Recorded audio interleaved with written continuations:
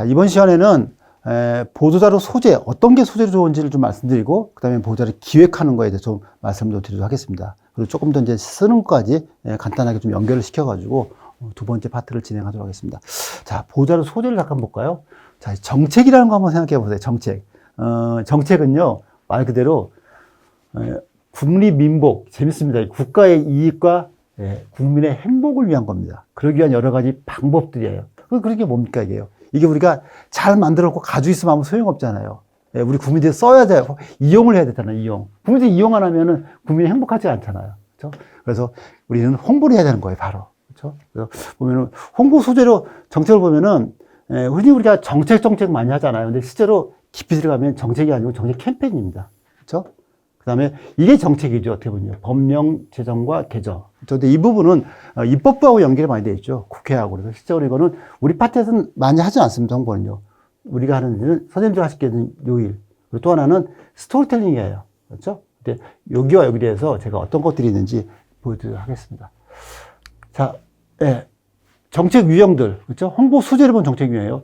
말씀드린 대로 정책 캠페인. 그렇죠? 요게 이제 아마 이 부분을 가장 많이 홍보 기사로 쓰실 겁니다. 이 부분을. 그렇죠? 그것도 스트레이트 기사로 많이 쓰시는데, 보시면은 대국민 캠페인.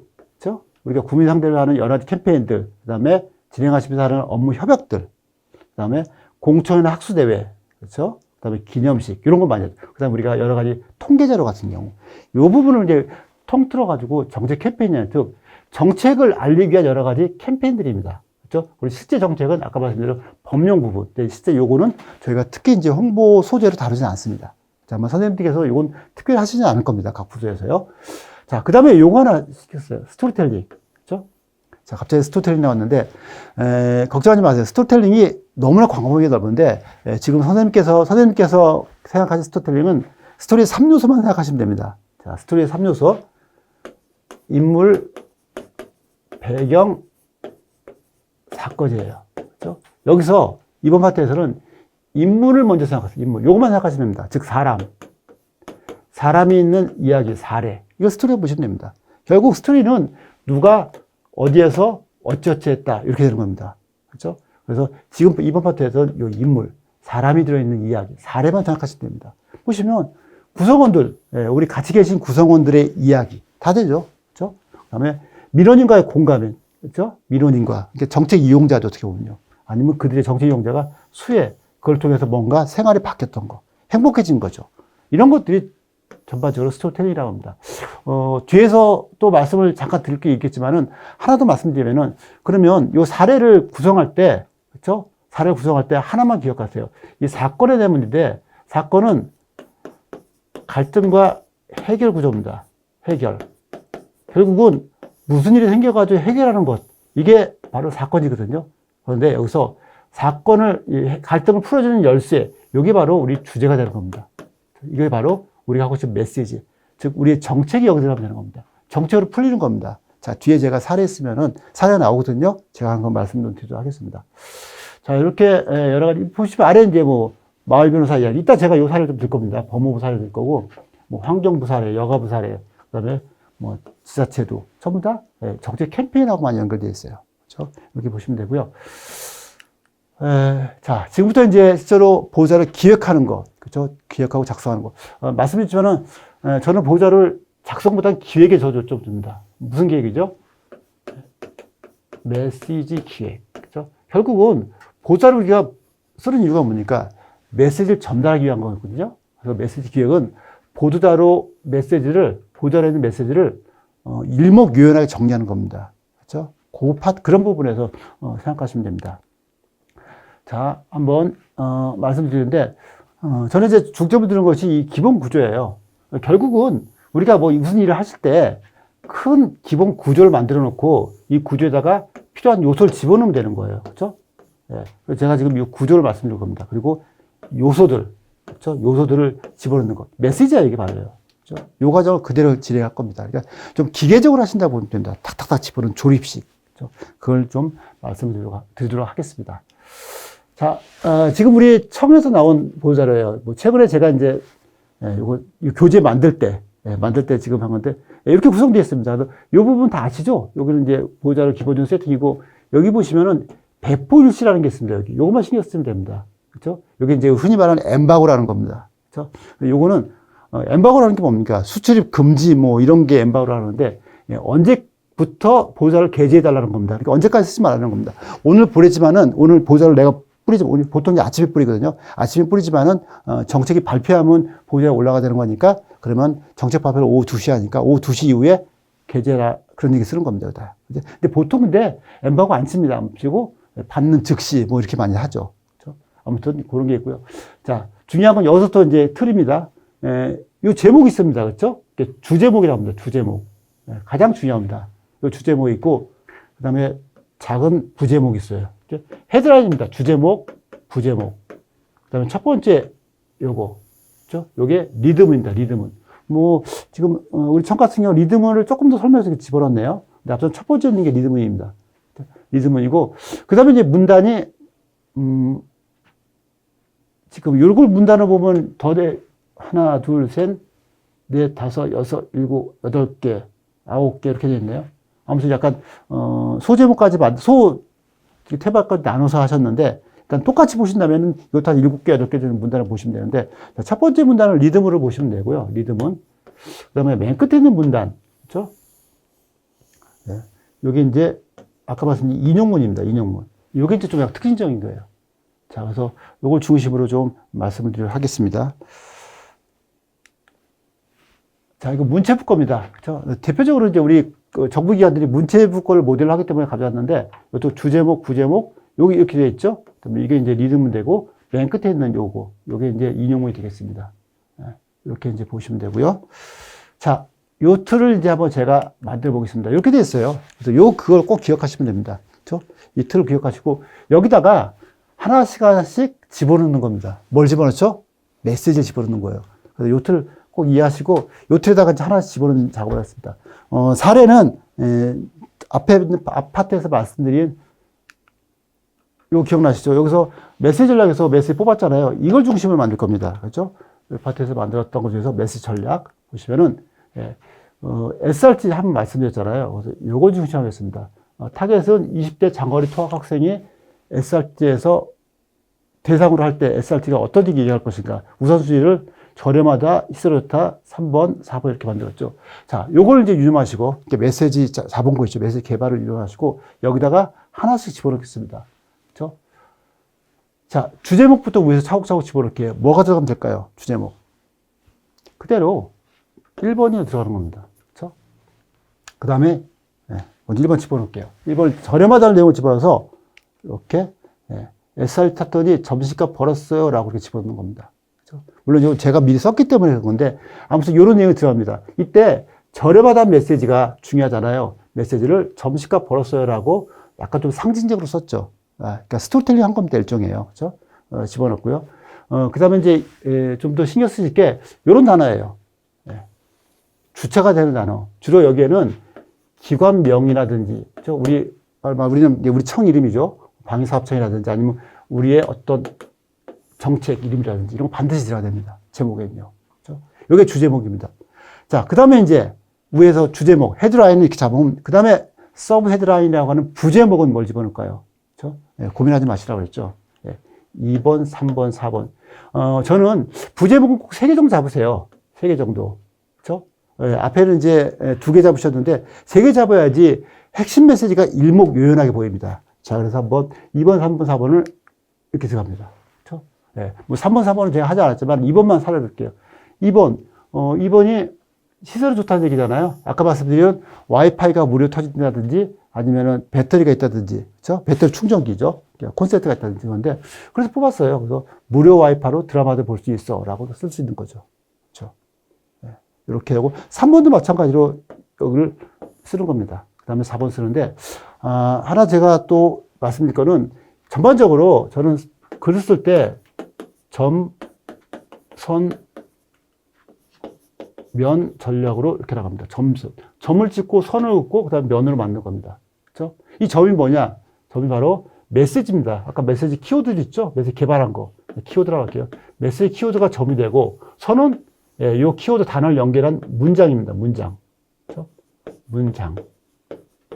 면은 문장이 두 개 내지 세 개가 연결되면은 바로 한 면이 됩니다. 문단이 됩니다. 문단. 이 문단이 7개에서 8개 되면은 보조자료가 되는 겁니다. 이렇게 구성한다고 보시면 돼요.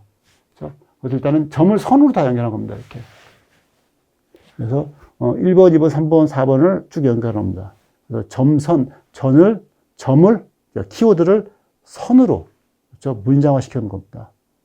문장화 시켰죠? 하나씩. 자, 여기서 제목 같은 거, 주제목이나 부제목 만들 때 하나 더 추가로 말씀드리면 스토리텔링 기능이 있어요. 그렇죠? 스토리텔링은 실제로 스토리텔링은 이 단어 기억하면 돼요. 구체적이라는 단어를 기억해야 돼요. 원래 스토리텔링은, 홍보에서 스토리텔링은 사람의 머릿속에 그림을 그려주는 거거든요. 그림을 그려주는 거예요. 그럼 뭡니까? 구체적인 얘기가 바로 그림이 그려집니다. 그래서 점심값으로서 나온 거예요. 자, 또 하나. 여기서 드라마 대신에 재밌는 드라마 이름 하나 적어보세요. 요즘 뭐가 재밌는 드라마 있습니까? 주로 요즘에 저희 애가 강의 때 물어보고 빈센조 말씀하시더라고요. 빈센조. 송중기 씨 나오는 거 빈센조. 그래서 보면 무료 와이파이로 빈센조도 볼 수 있어. 어떻습니까? 내용이 더 훨씬 더 구체적이잖아요. 그리고 우리 머릿속에 빈센조도 볼 수 있다네 그려지는 거죠. 그렇죠? 아니 뭐 펜트하우스도 볼 수 있어. 아니면 영화 같은 경우는 미나리도 볼 수 있어. 이렇게 다 쓸 수 있는 거잖아요. 구체적인 것이 들어가면, 구체적인 명이 들어가면은 바로 그림이 그려지고 이게 이제 스토리텔링 기법 중에 하나입니다. 그렇죠? 자, 이렇게 해서 이제 하나씩 키워드를 문장화 시키는 게 있고요. 자, 그 다음에 이제 문장화된 걸 문단화 시켜야 되잖아요. 그래서 이제 이 본문에 5개에서 8개 문단을 만드는 겁니다. 그래서 이번에는 본문을 말씀드리도록 하겠습니다. 자, 주제목하고 부제목 잡으면은 일단 다 보이는 겁니다. 그래서 기자들이 대부분 이걸 보고서 주로 그러면 중요한 메시지가 이렇게 되네 라고 볼 수가 있다는 거죠. 근데 이걸 숨겨놓고 이 안에 다 섞어 놓으면 헷갈려요. 크게 그런 게 훨씬 더 쉬워요, 이게요. 그렇죠?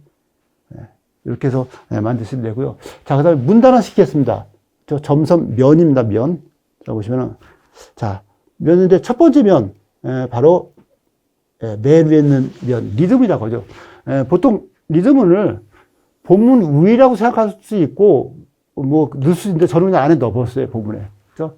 그래서 맨 위에 있는 맨 위에 있는 첫 번째 문단을 리듬으로 보시면 됩니다. 근데 리듬은 크게 두 가지가 있습니다. 근데 원래는 가장 많이 쓰는 게 요약문이에요, 요약문. 그죠? 이 요약문이 뭡니까? 개요 쓰는 겁니다, 개요. 말 그대로 개요 쓰는 겁니다, 개요. 무슨 개요이죠? 여기 있네요. OWS 6하원칙에서 개요 쓰는 겁니다. SRT는 뭐뭐뭐뭐 했다라고 합니까? 누가 언제, 어디서, 무엇을, 어떻게, 왜 했느냐를 쓰는 게 바로 개요입니다. 전반적인 예를 요약해 쓰는 거죠. 그렇죠? 줄거리 쓰는 겁니다.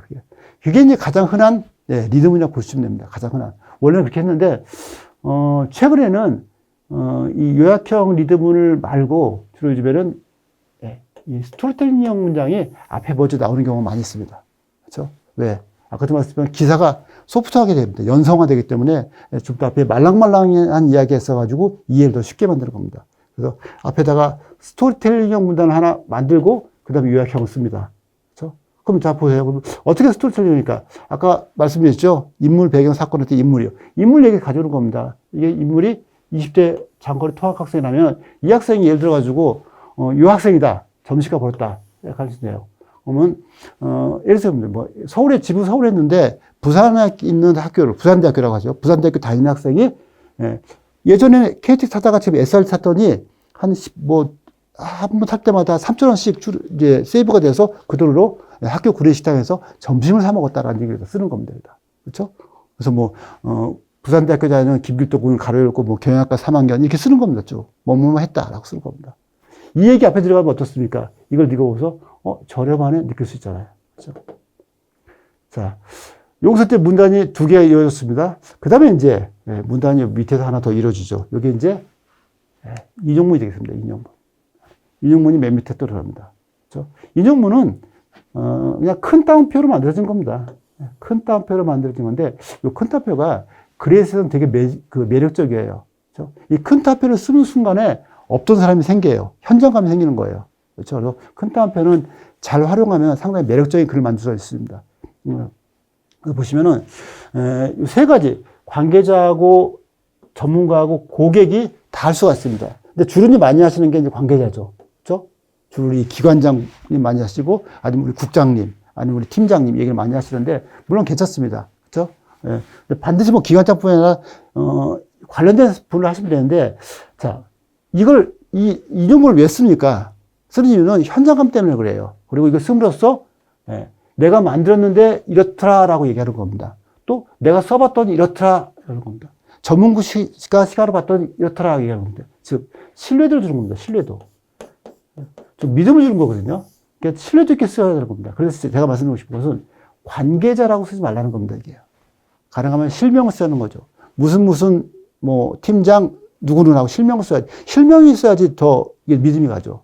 그렇죠? 익명은 뭡니까? 익명 쓰는 이유는 뭔가 가려주는 겁니다. 그렇죠? 근데 우리는 홍보하기 위해 쓴 거잖아요. 당연히 이건 실명을 써가지고 더 자랑하는 게 낫죠. 자, 이게 실명을 쓰시고, 근데 전문가는 주로 전문가 쓰시면은 주로 많이 쓰는 게 대학 교수 많이 활용합니다. 대학 교수. 그렇죠? 뭐 철도 관련된 대학 교수, 아니면 그래서 코로나 관련된 대학, 예방 관련 교수. 뭐 쓰시는 분이 다 정해져 있어요. 그래서 대학 교수의 멘트를 따는 경우도 있습니다. 그리고 또 하나는 고객의 멘트를 땁니다. 고객. 그렇죠? 예, 우리는 정책 이용자가 되겠죠. 우리한테는 이용자. 자, 여기 같은 경우는 뭡니까? 여기서 요거 쓰는 겁니다. 근데 아까 보면은 여기서 부산대학교 다니는 학생이 점심값 벌었다는 얘기 했잖아요. 그럼 주의할 거는 여기서 쓸 때는 고객은 다른 고객이 되는 겁니다. 부산대학교는 여기는 멀리해서 전남대학교 학생. 여기서 이 학생은 저렴하다는 메시지를 가져와서 이 학생은 뭐 시설이 좋아서 인강도 편히 들을 수 있다 한다든지 해서 다른 메시지를 가져갈 필요가 있는 겁니다. 자, 그래서 이렇게 잡으면 벌써 문단이 몇 개입니까? 문단이 하나, 둘, 세 개 문단이 나와요. 실제로 여기도 멘트 따는 것도 인용도 관계자하고 전문가 두 사람이 할 수가 있어요. 또 관계자하고 고객이 할 수도 있고 두 사람이 해도 가능하다는 거죠. 그렇죠? 그다음에 이렇게는 안 좋아요. 전문가와 고객은. 우리는 디폴트로 관계자 들어가는 게 좋습니다. 만약 두 사람 이상 들어간다면. 자, 이렇게 돼 있고요. 그 다음에 이제 뭡니까? 자, 면이죠. 면을 이렇게 세 개를 타왔습니다. 그렇죠? 여기서 문단 두 개 하고 여기 하나 탔죠. 그 다음에 여기서 면을 만들면 되는 거잖아요. 그렇죠? 너무 쉽죠, 그러니까. 계속 조립해 나가는 겁니다. 자, 간단합니다. 이거 그때 써먹으면 됩니다, 이거. 왜 있는 것들. 문장을 문단화시키는 겁니다. 그렇죠? 네. 그대로 내려가면 되는 거예요. 그래서 이것을 한 문장을 두세 문장을 늘려가지고 문단을 만드는 겁니다. 마찬가지로요. 그렇죠? 간단하죠. 무료 와이파이로 드라마 볼 수 있다는 얘기. 그렇죠? 이 얘기를 두세 줄로 더 만드는 거죠. 어떻게 들어가서 어떻게 하면 연결이 되고, 그럼 거기는 어떤 내용을 볼 수 있겠고, 그 다음에 뭐 속도는 어느 정도고, 뭐 이런 얘기 쓰는 겁니다. 이게. 그렇죠? 마찬가지로, 여기서 마찬가지고요. 자, 이러면 어떻죠? 네, 다 끝난 거죠. 그렇죠? 다 끝났는데, 맨 마지막에는 반드시 소리를 내 읽어보시는 게 가장 좋아요. 어색한 게 많이 나옵니다. 그러면 여기다 첨삭, 가필과 정적을 쭉 해가 나옵니다. 수정할 수 있는 거예요. 때에 따라서는 5번을 하나 더 집어넣을 수 있어요. 여기다는 우리 붙여 설명을 하나 더 해줄까? 라고 할 수도 있는 거죠. 그렇죠? 아니면 3번하고 4번 맥락상 순서를 바꾸는 게 좋다 그러면 바꾸는 거고요. 그렇죠? 이런 식의 진행을 하시면 됩니다. 그래서 실적으로 써놓고 몇 번 계속 읽어보셔야 돼요. 그래서 문맥이 이상이 없는지, 그다음에 내 같은 메시지가 제대로 들어갔는지, 그렇죠? 이 메시지가 탁탁탁 떨어지게 일목요연하게 보이는지, 기자들이 봤을 때 메시지를 볼 수 있는지. 자, 이게 고치시고, 그 다음에 맨 끝에 첨부서류입니다. 그렇죠? 첨부서류는 상세 자료, 이걸 반드시 들어가야 되는 겁니다. 왜? 한 페이지로 이걸로 해서 모든 걸 설명하기 어렵거든요. 가능한 한 기자들한테 자세히 설명할 필요가 있으니까 상세 자료가 필요합니다. 그래서 이것도 가능한 한, 한글로 주는 게 됩니다. 한글 파일로. 그렇죠? 기자들이 보기 편하게 하는 게 좋고요. 그 다음에 이미지. 반드시 뭐 사진 이미지 집어넣어야 되죠. 사진 이미지라든지 아니면 뭐 그래픽이라든지 이런 것들. 그 다음에 소개 자료는, 줄 때도 있고 안 줄 때도 있어요. 어떤 경우냐. 기자가 우리 조직을 모를 경우는 보내줘야 돼요. 그렇죠? 우리 청을 기자가 새로 부임했어요. 그렇죠? 새로 부임했을 때는 우리 청에 대한 소개를 한번 해주는 거가, 아니면 반대로 기자는 계속 있었는데 우리 특별한 팀이 새로 생겼어요. 이럴 경우에는 우리 팀이 이번에 특별하게 생겼는데 어떤 일을 합니다라고 우리가 소개시켜 드리죠. 그럴 때는 쓰는 겁니다. 자, 그래서 부침, 첨부사료가 이렇게 들어간다고 보시면 됩니다. 자, 이제 실사례를 한번 보여드릴게요. 그러면 실적으로 어떻게 쓰는지 한번 써보기로 하겠습니다. 이 법무부에서 진행했던 마을변호사 제도인데, 법무부에서, 법무부하고 대한변호사협회 행정부에서, 행안부죠. 행안부에서, 수도권과 도시관계 표준계, 변호사가 실제로 수도권하고 도시 중심으로 많이 되어 있습니다. 그래서 실제로 읍면단위 사람들은 많이 혜택을 못 받는데요. 그래서 그들을 위해서 무료로 재능기부 차원으로 해주는 겁니다. 그렇죠? 이런 제도를 계속 시행하고 있는데 한번 어떻게 메시지를 뽑아가지고 어떻게 보호자를 만드는지 한번 보도록 하겠습니다. 자, 머스의 개발 아까 한번 해보셨는데 원래 이렇게 하면 좋아요. 다른 방식인데 니즈가 뭔지, 그렇죠? 혜택을 받는 니즈 찾아봤더니 이런 니즈가 있었던 겁니다. 그들이요, 그렇죠? 접근성이 어렵다, 비용이 비싸도 못 받는다, 어렵다 이런 것들. 그래서 이렇게 메시지를 찾아내는 겁니다. 이 제도는 누구나 활용할 수 있고 무료다. 그다음에 쉽게 설명해주고 쉽게 가능하다를 찾아내는 겁니다. 이건 추가적인 메시지를 다 집어넣은 거고요. 자, 이렇게 요걸 중심으로 해볼게요.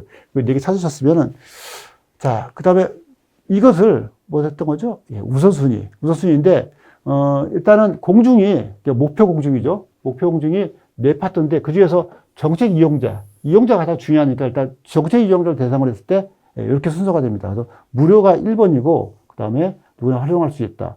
그다음에 쉽게 가능하다. 설명도 아주 쉽게 준다. 요 순서대로 해서 진행을 해보도록 하겠습니다. 자, 그래서 이것을 여기다가 한번 아까 진행했던 거 한번 그대로 한번 집어넣도록 하겠습니다. 자, 주제목과 부제목, 헤드라인, 부제목 보세요. 그렇죠? 무료 상담 그대로 할 수 있는 거죠. 누구나 활용할 수 있고요. 이건 쉽게 한다는 거고 어려운 거 쉽게 준다. 내용을 그대로 집어넣은 겁니다. 그렇죠? 1, 2, 3, 4번의 메시지를.